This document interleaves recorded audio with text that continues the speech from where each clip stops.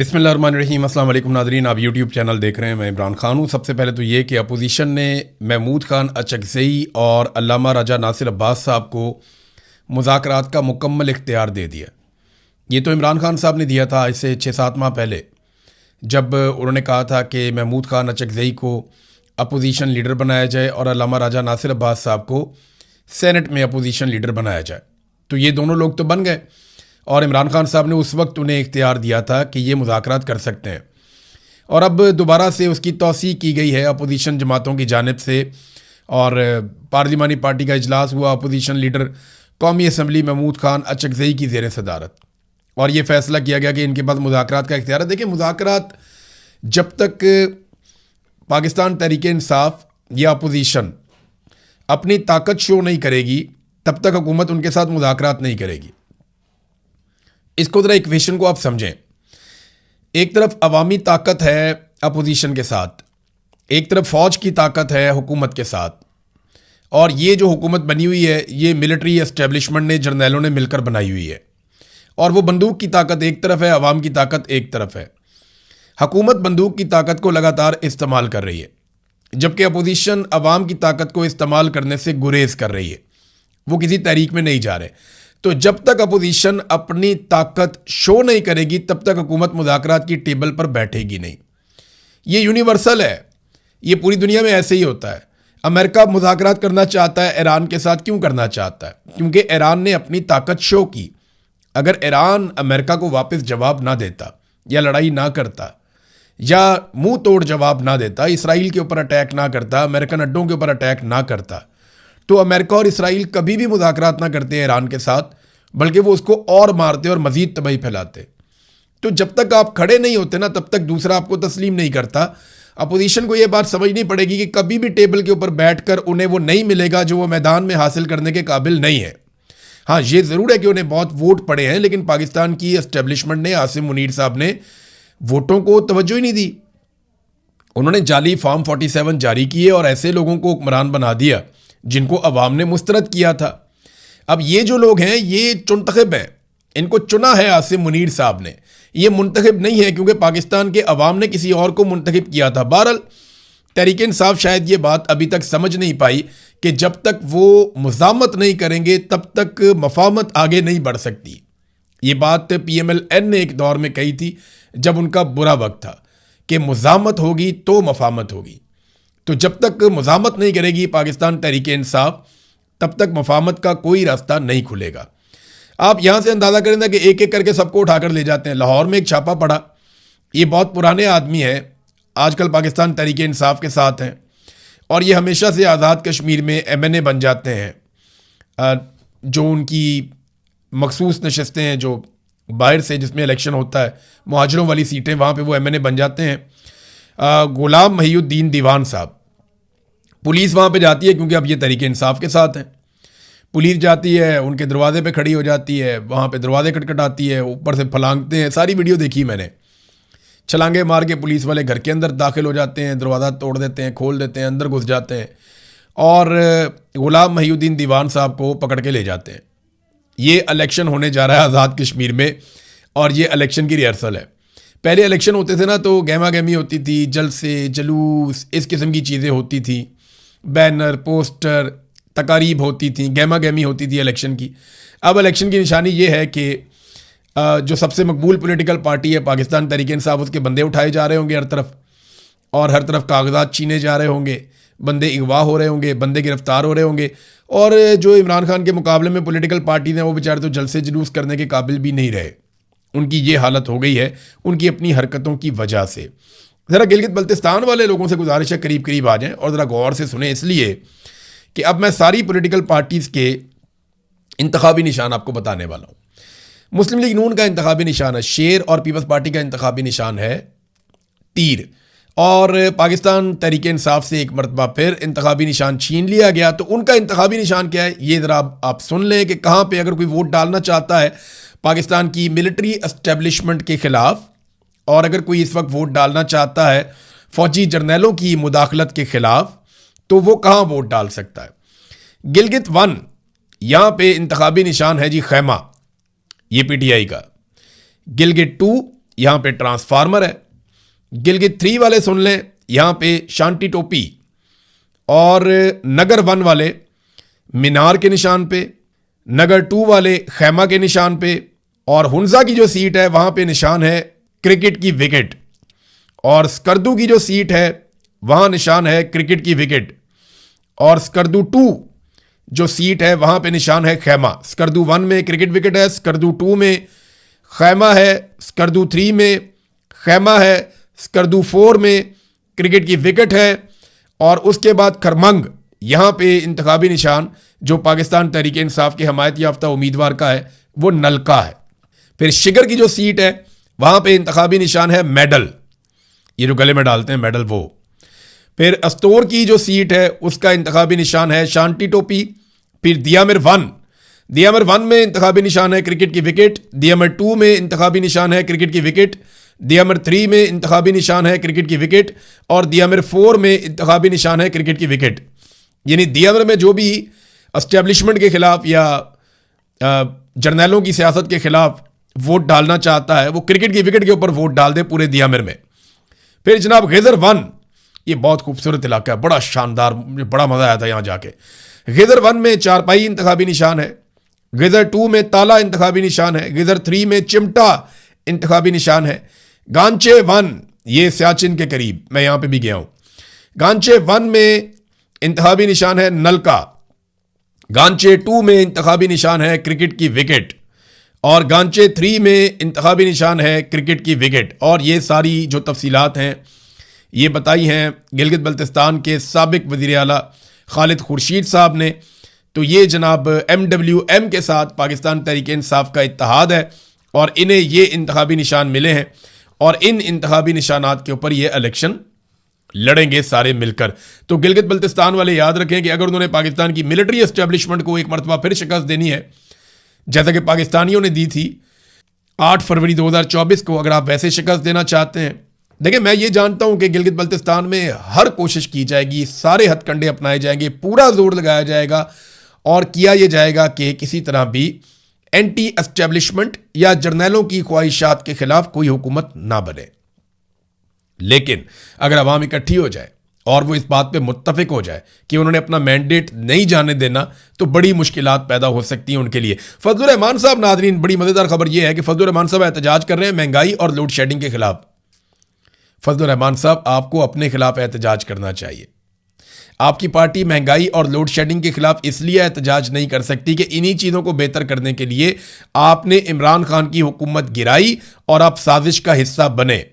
और अब आप अपने मुंह से बता चुके हैं कि आपने पाकिस्तानी फौज के जर्नैलों के कहने के ऊपर उनके साथ बैठकर यह तय किया कि इमरान खान की हुकूमत को कैसे गिराया जाएगा।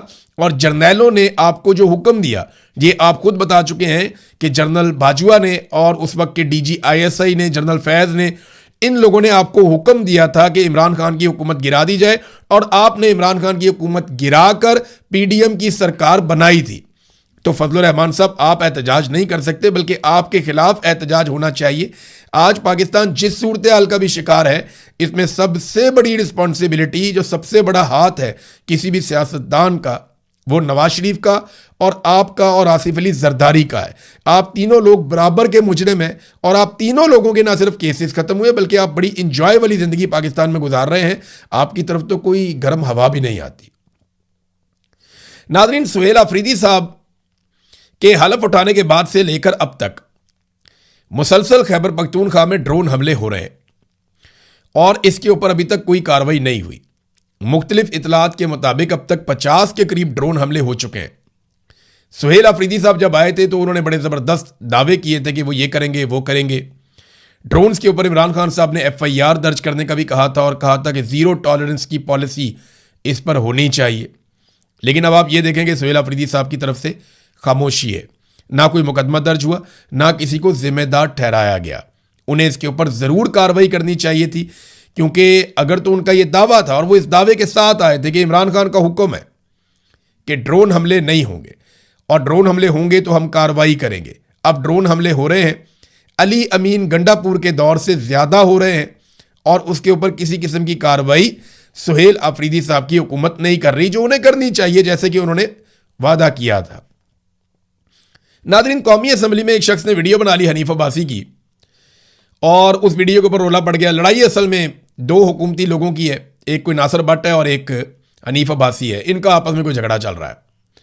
अब इसमें राणा सनाउल्लाह साहब का स्टेटमेंट बड़ा मजे का है। वो कमेटी बनी हुई है। राणा सनाउल्लाह साहब कहते हैं कि जनाब हम तो सजा देंगे, हम तो छोड़ेंगे नहीं उस बंदे को जिसने खिलाफ वर्जी की है कानून की, और उसने यहाँ पे वीडियो बनाई है, उसके खिलाफ तो कानूनी कार्रवाई होगी। अब ये पार्लियामान का वो कह रहे हैं तकद्दुस पामाल हुआ है।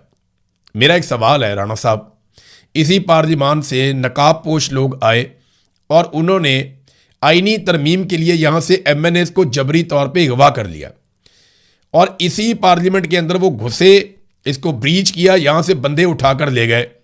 उस वक्त तो आपकी पार्लियामान की तौहीन नहीं हुई थी। एक आदमी ने आके यहाँ पे वीडियो बनाई एक मिनिस्टर की, तो उस पर तौहीन हो गई। असल बात तो ये है कि तौहीन वो है जहां पे अरकान असेंबली को यहां से अगवा करके ले गए उठा के मारते कुटते हुए, और नकाबपोश दाखिल हुए कौमी असेंबली के अंदर। उस पर कभी भी गैरत नहीं जागी किसी की, पार्लियामान की तौहीन नहीं हुई। यहां पे पार्लियामान की तौहीन हो जाती है कि एक आदमी आगे वीडियो बनाता है। तो ये ना जिसकी लाठी उसकी भैंस। पाकिस्तान की एस्टेब्लिशमेंट को कोई सवाल भी नहीं पूछ सकता, क्योंकि उनका कंट्रोल बहुत ज़्यादा है, और इनकी हरकतों की वजह से पाकिस्तान में सरमायाकारी अब एक ख्वाब बनता जा रहा है। यानी सरमायाकारी बिल्कुल पाकिस्तान में आप समझे ज़ीरो होती जा रही है। पिछले 3 बरसों में, ये जो 3 साल गुजरे हैं, 2023, 24, 25 और ये 26 चल रहा है, इन सालों में जब PDM सरकार को मुसल्लत किया गया और आसिम मुनीर साहब इस मुल्क के स्याह और सफ़ेद के मालिक बने, तो इन्वेस्टमेंट टू GDP रेशो जो है ये 13 से 14% के दरमियान रहा। ये इंतहाई कम है। इन्वेस्टमेंट टू GDP का रेशो ज़्यादा होना चाहिए। यहां पे वो 13 से 14% के बीच में रहा, और 1970 के बाद ये कम तरीन सतह है। 70 के हालात आपको पता है, पाकिस्तान बहुत बुरे हालात में था, पाकिस्तान 2 टुकड़े हो गया उसके बाद। तो वो जो इतना बड़ा बहरान था उसका मुकाबला ये अब कर रहा है पाकिस्तान। जो याह्या खान ने पाकिस्तान के साथ किया, उससे मिलती जुलती इकॉनमी के साथ इस वक्त हालात आसिम मुनीर साहब के दौर में हो गए हैं। तो आसिम मुनीर साहब जब से आर्मी चीफ बने, इन 4 सालों में बेड़े ही गर्क हो गए, और GDP, इन्वेस्टमेंट टू GDP की जो रेशो है 13 से 14% के दरमियान रही, जो 1970 के बाद से कम तरीन सतह है। साथ ही फॉरेन डायरेक्ट इन्वेस्टमेंट भी GDP का सिर्फ 0.5 से 0.6% तक रहा। यह इस बात का वाज़ेह इशारा है कि सरमायाकार अब पाकिस्तान की मईशत पर बिल्कुल एतमाद नहीं कर रहे। यह बात कामरान खान ने कही है। कामरान खान आप जानते हैं कौन? पाकिस्तान की मिलिट्री एस्टेब्लिशमेंट के साथ बेहतरीन ताल्लुकात रखने वाले जर्नलिस्ट, जो हमेशा आर्मी चीफ ताजरों से मिले तो बहुत खुश होते हैं, बड़े ज़मीन आसमान के कलाबे मिला देते हैं। वही कामरान खान भी अब ये कहने पर मजबूर है कि मईशत का भट्ठा बिठा दिया और इन्वेस्टमेंट बिल्कुल फारिग कर दी जब से आसिम मुनीर साहब ने सारे सिस्टम को संभाला है। तो सरमायाकारी तो पाकिस्तान के अंदर नादरीन बस अब एक ख्वाब ही बनकर रह गई है। सिर्फ एक प्रोजेक्ट किया पंजाब हुकूमत ने अपना अलग से, बाकी सारे तो पुराने प्रोजेक्ट हैं। एक प्रोजेक्ट किया सुथरा पंजाब। कभी सुथरा पंजाब वाले तनख्वाहों के लिए रोते हैं, कभी वो एहतजाज करते हैं, कभी वो कूड़ा फेंक देते हैं, कभी उसके अंदर करप्शन निकल आती है, कभी उसके फंड्स खुर्द-बुर्द हो जाते हैं। तो एक प्रोजेक्ट इन्होंने किया और इतने नालायक हैं कि ये एक प्रोजेक्ट भी ठीक तरीके से नहीं कर पाए। इन्होंने रोटी का रोला डाला था, कहाँ है, कितने की है? आज कोई जवाब देगा? जिस जिस चीज़ के ऊपर इन्होंने आवाज़ उठाई या कोशिश की उसका बेड़ा गर्क किया, और एक प्रोजेक्ट लेकर आए सुथरा पंजाब। पुराना निज़ाम इन्होंने तबाह कर दिया, और वहाँ पर भी रोज़ाना करप्शन, रोज़ाना तनख्वाहें ना मिलने का रोला और फंड्स खा जाने की शिकायत ये रोज़ मौसूल होती हैं। एक प्रोजेक्ट भी ये लोग ठीक तरीके से नहीं कर सके और इन्हें मुल्क थमा दिया। नौजवानों को खड़ा होना पड़ेगा जैसे इंडिया में नौजवान खड़े हुए। अभी इंडिया इतना परेशान हो गया काकरोच जनता पार्टी से कि उनका जो एक्स अकाउंट है उसको भारत में मुअत्तल कर दिया गया है। ये बड़े मज़े की खबर है। और उसके ऊपर जो इंडिया में कहा जा रहा है वो ये कहा जा रहा है जनाब कि ये तो इंडिया की खुद मुख्तारी के लिए ख़तरा है, लिहाजा हुकूमत ने बाकायदा कहकर काकरोच जनता पार्टी के एक्स अकाउंट को इंडिया के अंदर मुअत्तल करवा दिया। बाकायदा हुकूमत ने दरख्वास्त देकर करवाया। आप अंदाज़ा करें कि ये नौजवानों से कितना डरते हैं। जहाँ जहाँ पे भी फाशिस्ट हुकूमतें होंगी, अब इंडिया में ये जो फाशिज्म है ये फ़ौज के बगैर है। वहाँ पे एक सियासी और एक बहुत बड़े सरमायाकारों का माफिया है वो पूरे इंडिया को उन्होंने कंट्रोल किया हुआ है। उसमें बड़े बड़े सरमायाकार हैं, इंडिया की हुकूमत है, उनका गठजोड़ है आपस में, वो इदारों को कंट्रोल करते हैं और उन्होंने मिलकर पूरे निज़ाम को यरगमाल बनाया हुआ है। वो भी नौजवानों से बहुत डरते हैं। इसी तरह पाकिस्तान में ये जो गठजोड़ है, इसमें पाकिस्तान की मिलिट्री एस्टेब्लिशमेंट यानी फौज के चंद जर्नैल और कुछ पॉलिटिकल माफिया और उनके साथ जो है बहुत बड़े बड़े सरमायादार, इन्होंने मिलकर पाकिस्तान में यही वाला गठजोड़ बनाया हुआ है। ये भी नौजवानों से बहुत डरते हैं। इन्होंने तो नौजवानों से डर के पूरा का पूरा एक्स ही बैन कर दिया था पाकिस्तान के अंदर, और रोजाना किसी ना किसी चीज को बैन करते रहते हैं, बंद करते रहते हैं। नाज़रीन, जो मामला इस वक्त ईरान और अमेरिका के बीच में चल रहा है, उसमें सालसी के लिए आसिम मुनीर साहब रिपोर्ट हुए हैं कि वो तेहरान जा चुके हैं। अब वो वहां से क्या हासिल करते हैं, दो चीजों पे मामला फंस गया है।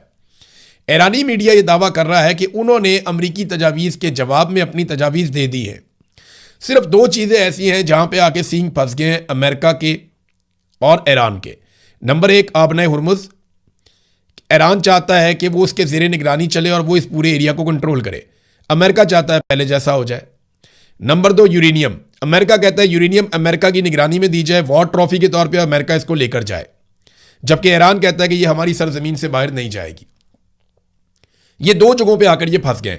बाकी जितने भी अमेरिका के दावे थे रजीम तब्दीली करने के, जो जंग शुरू करने से पहले थे, और अपनी हुकूमत वहां पे बनाएंगे, अपने लोगों को लेकर जाएंगे, अपना कब्जा करेंगे, ईरान के टुकड़े कर दिए जाएंगे, बेशुमार चीज़ें, बेशुमार इनके दावे थे, बहुत सारे इनके टारगेट्स थे जो अचीव करने थे, उनमें कोई भी टारगेट अचीव नहीं हुआ। तो अमेरिका मुकम्मल तौर पे अपने टारगेट तब्दील कर चुका है। अब वो उस आबना हुर्मुज़ को खुलवाना चाहता है जो पहले तो खुली हुई थी, और अब वो यूरेनियम के ऊपर मुज़ाकरात करना चाहता है, जो मुज़ाकरात पहले से चल रहे थे, कि मुज़ाकरात छोड़ के ये लड़ाई करने के लिए मैदान में चले गए। तो ये अमेरिका ने किया ये कि आ बैल मुझे मार, यानी जानबूझ के वो पंगा लिया। नेतन्याहू के कहने पे अमेरिकन में बहुत सारे लोग ये समझते हैं कि ये अमेरिका की लड़ाई नहीं थी, ये नेतन्याहू ने अमेरिका के गले में डाल दी है। तो अब अमेरिका ने जानबूझ के अपने आप को फंसा लिया, और जहां पे फंस गया वहां से वो निकल नहीं पा रहा।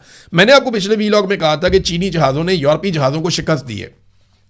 ये बड़ी इंटरेस्टिंग खबर है, और इसकी तफसीलात ये हैं कि चीन के जो J-10CE लड़ाका तैयारे हैं, उन्होंने जो फर्जी जंगें होती हैं, डॉग फाइट और बाकी मुकाबले होते हैं बियॉन्ड विजुअल रेंज मारना, ये क्योंकि जहाज़ों के रिकॉर्ड में सब आ जाता है कि कौन सा जहाज़ काबू आ गया, कौन सा लॉक हो गया, कौन सा तबाह हो गया। तो जब ये आपस में डॉग फाइट खेलते हैं तो बगैर हथियारों के भी एक दूसरे को तबाह किए बगैर भी ये पता कर लेते हैं कि कौन सा पायलट मारा गया, कौन सा जहाज़ जो है वो तबाह हो गया और कौन सा जहाज़ बच गया। अब यूरोप के जो जहाज़ हैं जो चंद मुल्कों ने मिलकर बनाए हुए हैं, वो है यूरोफाइटर टाइफून। इन जहाज़ों को 9-0 से शिकस्त दी है चीन के J-10C लड़ाका तैयारों ने। अब चीन के सरकारी नशरियाती इदारे CCTV के मुताबिक चीन के J-10CE लड़ाका तैयारों ने फर्जी जंग में यूरोपीय लड़ाका तैयारों यूरोफाइटर टाइफून को 9-0 से शिकस्त दे दी। ये जो तैयारे यूरोप के थे, ये बनाए हुए हैं जर्मनी ने, इटली ने और स्पेन ने। इन्होंने मिलकर 4 मुल्कों ने ये जहाज़ बनाए हैं। जबकि कतर के अंदर 2024 में जो मुकाबले हुए थे, जो वहाँ पे मशकें हुई थी, उनमें भी चाइनीज़ तैयारे जीत गए थे, और पाकिस्तान के J-10CE तैयारों ने कतर की फ़ज़ाइया के यूरोफाइटर टाइफून तैयारों का मुकाबला किया था। अब चीन हर मैदान के अंदर जहाँ जहाँ पे मुकाबले हो रहे हैं यूरोपीय तैयारों को शिकस्त दे रहा है। तो बड़े शानदार तरीके से चीन ने अपनी दिफाई ताकत को मनवाया है। और उसके बाद पाकिस्तान ने जब भारतीय तैयारे गिराए थे तो इन्हीं तैयारों को इस्तेमाल किया था, J-10CE। ये तैयारे पाकिस्तान ने 2017 में चाइना ने इनको लॉन्च किया था, और इमरान खान साहब ने अपने दौर में चीन के साथ मुआहदा किया था कि ये तैयारे हमें चाहिए, क्योंकि भारत राफेल तैयारे ले रहा था, और फिर पाकिस्तान ने J-10CE तैयारे ले लिए और भारत ने राफेल ले लिए। फिर मुकाबला हुआ, फिर भारत के तैयारे गिर गए। तो चीनी जो लड़ाका तैयारे हैं, उन्होंने यूरोप के तमाम तैयारों से अपनी बालादस्ती साबित कर दी है। यूरोपीय तैयारों की मार्केट नीचे गिर रही है, चीन के तैयारों की मार्केट ऊपर जा रही है। अब अगर किसी मौके पे चीनी तैयारों का अमरीकी तैयारों के साथ मुकाबला होता है तो फिर दुनिया की मार्केट का पता चलेगा कि अमेरिकन तैयारे कहाँ पे खड़े हैं और चाइनीज़ तैयारे कहाँ पे खड़े हैं। देखें, रूस लगभग अब इस लड़ाई से बाहर होता जा रहा है। मुकाबला चाइना और यूरोप का हुआ, अब मुकाबला असल में चाइना और अमेरिका का है। अमेरिकन हथियार बहुत शानदार हैं, बड़े ज़बरदस्त हैं, उनके तैयारे बहुत शानदार हैं, लेकिन चाइना ने लगभग हर किस्म के हथियार तैयार कर लिए हैं और उनकी टेक्नोलॉजी में बहुत सारी ऐसी चीज़ें हैं जिन्हें अभी दुनिया समझ नहीं पा रही। अमरीकी दिफाई जरीदा है मिलिट्री वॉच, उसके मुताबिक सीसीटीवी की ये मालूमात J-10C की जंगी सलाहियतों की एक नायाब झलक पेश करती हैं। यानी अमेरिका भी इस बात को मानना शुरू हो गया है कि चीन के जदीद लड़ाका तैयारों की टेक्नोलॉजी काफ़ी पुख्ता हो चुकी है। अब तक के लिए इतना ही नाज़रीन, अपना ख्याल रखिएगा, अपने इस चैनल का भी। अल्लाह हाफ़िज़।